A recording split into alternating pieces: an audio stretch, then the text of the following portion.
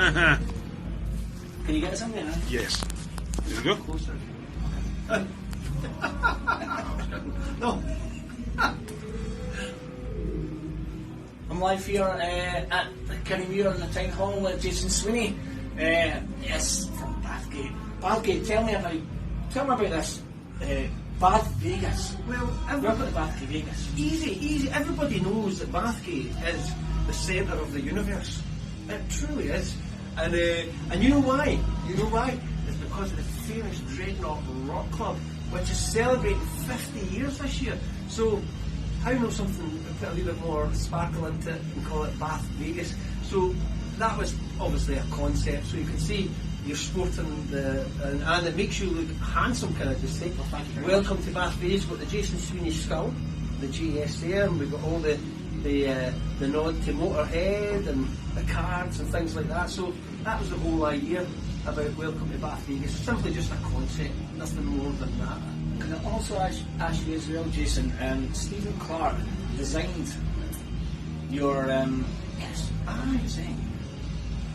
Fantastic. How did you come up with the design?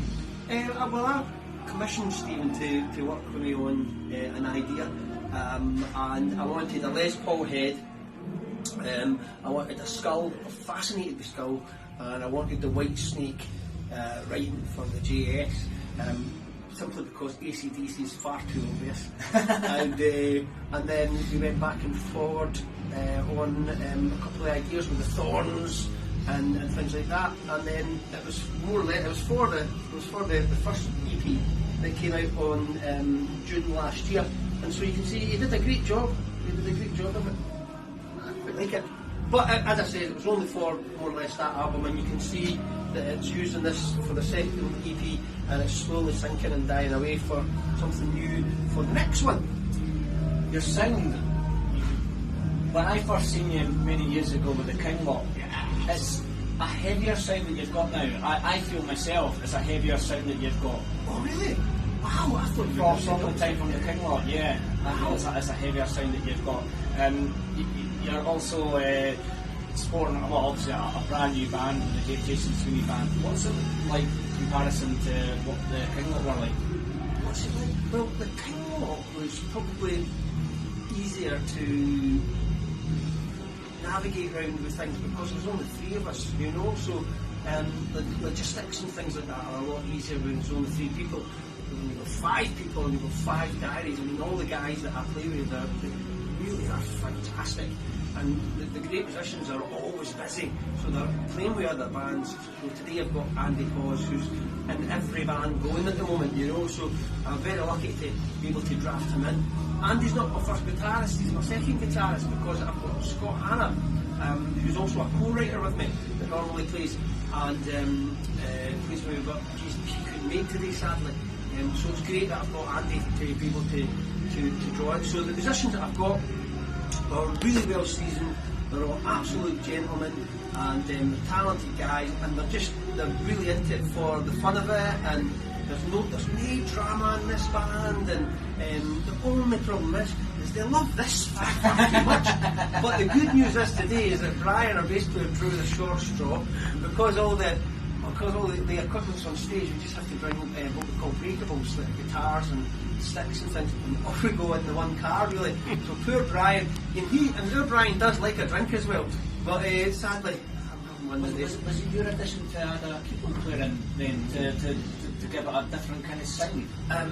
Right, I struggle sometimes with this hard rock thing and this melodic rock thing.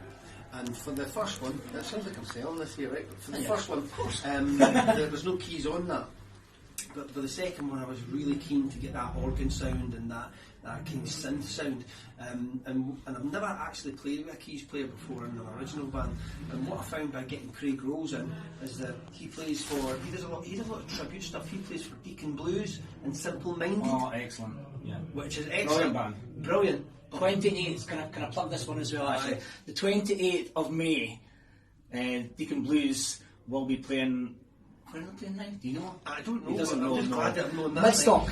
On the 28th of May, they'll be coming to Dalkeith's Midstock, so do check them out, as well as folks. They're an AC/DC tribute, and they've only got 2 shows remaining for the rest of the year. So they're so busy so busy, so he's a busy player.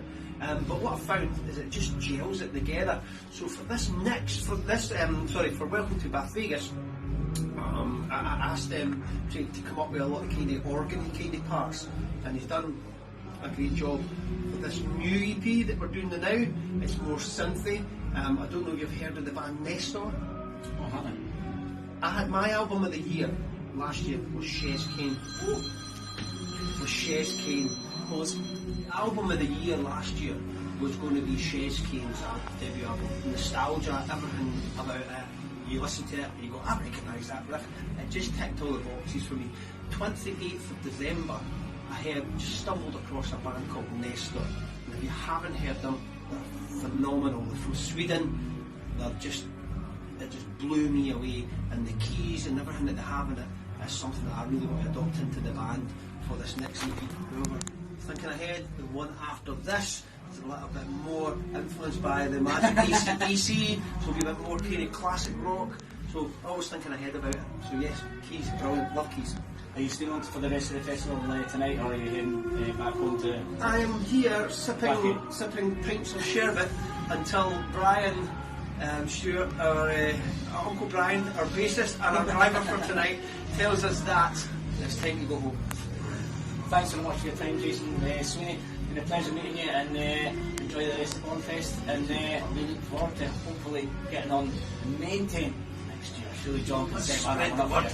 Spread the word. Spread the word.